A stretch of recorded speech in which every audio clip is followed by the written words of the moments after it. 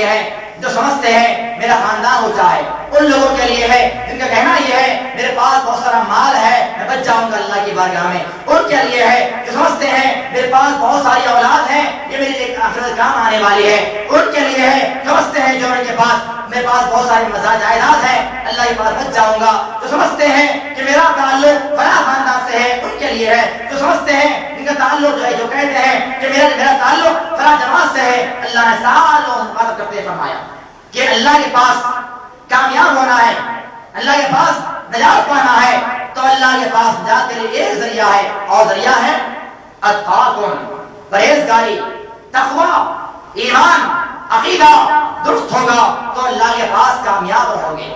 اس کے علاوہ نبی نے فرمایا حدیث کے اندر اللہ تعالیٰ تمہارے سوکھ کو نہیں دیکھا کرتا، اللہ نہیں دیکھتا کہ فلاں آدمی گورا ہے، فلاں آدمی کالا ہے، فلاں آدمی پیلا ہے، فلاں آدمی سانولا ہے، اسے جنت میں داخل کر دیا جائے۔ اللہ کے رسول نے فرمایا اللہ جسموں نہیں دیکھتا نہ سوکھ کو دیکھتا ہے، اللہ کا جو مقصود ہے وہ تمہارا دل اور تقویٰ مقصود ہے۔ آگے اللہ فرماتا ہے ان اللہ علیم خبیر، بے شک اللہ تعالیٰ جاننے والا اور خبر رکھنے والا ہے۔ تو یہ رہا سورہ حجرات کی چند آیتوں کا خلاصہ، آیت نمبر 1، آیت نمبر 2، آیت نمبر 6، آیت نمبر 9، آیت نمبر 11، آیت نمبر 12 اور آیت نمبر 13۔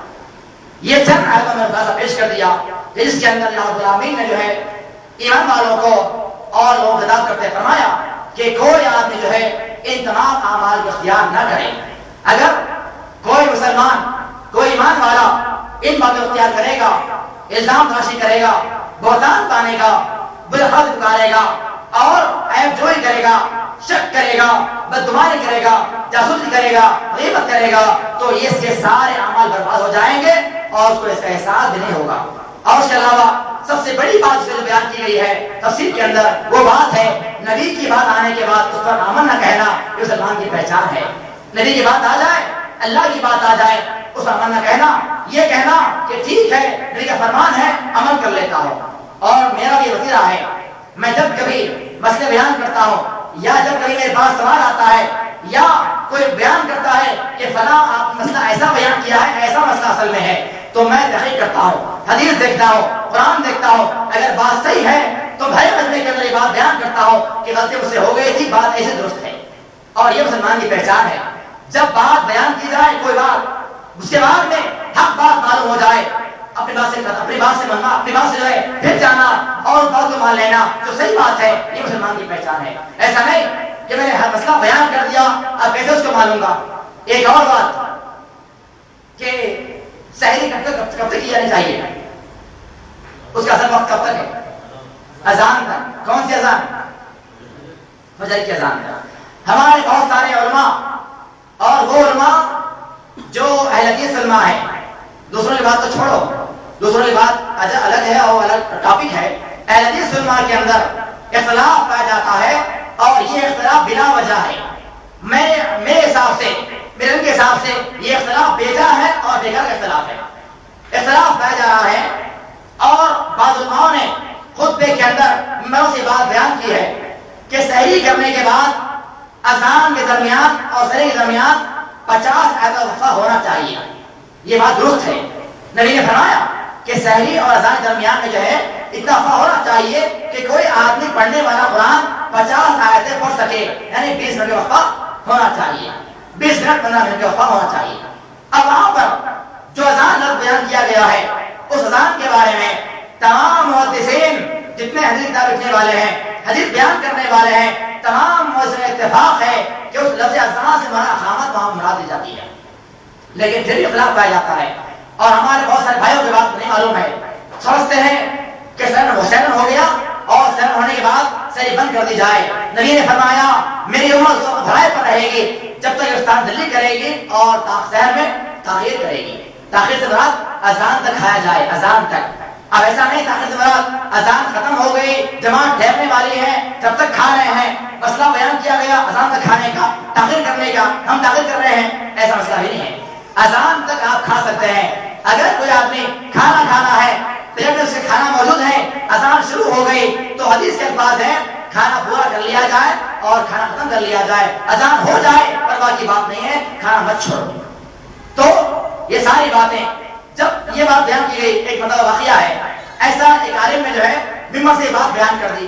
اب سارے جو شہر والے تھے میرے پاس آئے، کیونکہ شہر میں بھی ایک عالم دین تھا، میرے پاس آئے، مسئلہ دریافت کیا. میں نے کہا کہ ایسا مسئلہ ہے، یہ حدیث ہے، یعنی کہ فرمان ہے، اور یہ سارے موجود کا قول ہے، ان کا یہ تفسیر ہے. اب مسئلہ واضح ہو گیا. اب سارا جو منتو کے پاس گیا اور کہا اے صاحب، آپ مسئلہ ایسا ہے اور آپ نے ایسا بیان کر دیا. اب عالم کا کام کیا تھا؟ ان کا کیا کام تھا؟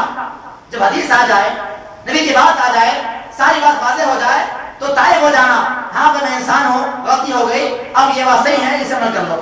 تو نہیں، میں نے بیان کر دیا تو کر دیا، اب بات بدلی نہیں جائے گی. یہ ایمان کی پہچان نہیں ہے، یہ بات مسلمان کی پہچان نہیں ہے. ہر مسلمان کی پہچان یہ ہے، ایمان کی پہچان یہ ہے کہ کوئی بات نہیں کیا جائے، حق بات ہو، سچ بات ہو، اس کو اختیار کر لیا جائے اور اس پر عمل کر لیا جائے. یہ ایمان کا تقاضا ہے اور مسلمان کا تقاضا ہے. اور یہی اصل میں آج تفصیل خلاصہ ہے کہ نبی کی بات آنے کے بعد، اللہ کی بات آنے کے بعد کوئی آدمی اپنی بات بیان نہ کرے اور اپنی طرف سے کوئی رائے عائد نہ کرے. اللہ سے دعا ہے اللہ رب العالمین جو ہے جو کچھ بھی کہا گیا، جو کچھ سنا گیا، اللہ کہنے والوں کو اور سننے والوں کو عمل کا توفیق عطا فرمائے. اے اللہ ہمارے اعمال کے اندر جو کوتاہیاں ہیں اللہ سے دور فرمائے. اے اللہ ہمارے اندر جو چھوٹے موٹے گناہ ہیں، صغیرہ گناہ ہیں، کبیرہ گناہ ہیں، اللہ اس کو معاف فرمائے. اے اللہ ہمارے اندر جو قرضدار ہیں اللہ قرضوں کو دور فرمائے. اے اللہ ہمارے اندر جو آدمی جو ہے بیمار ہیں شفا کامل اجر عطا فرمائے. اے اللہ ہمارے نوجوانوں کے اندر، ہمارے اندر ایمان والوں کے اندر جو کوتاہیاں ہیں عمل کے لحاظ سے ہو، عقیدے کے لحاظ سے ہو، اللہ اس کو درست فرمائے. اے اللہ ہمارے ایمان جو ہے ایمان کو خیر عطا فرما. اے اللہ ہمارا ایمان پر فرما. اے اللہ ہمارے اندر جو مسلمان جو ہے بد عمل ہے، ایمان سے اسلام سے ناواقف ہے، اللہ ان کو عمل کا توفیق عطا فرما.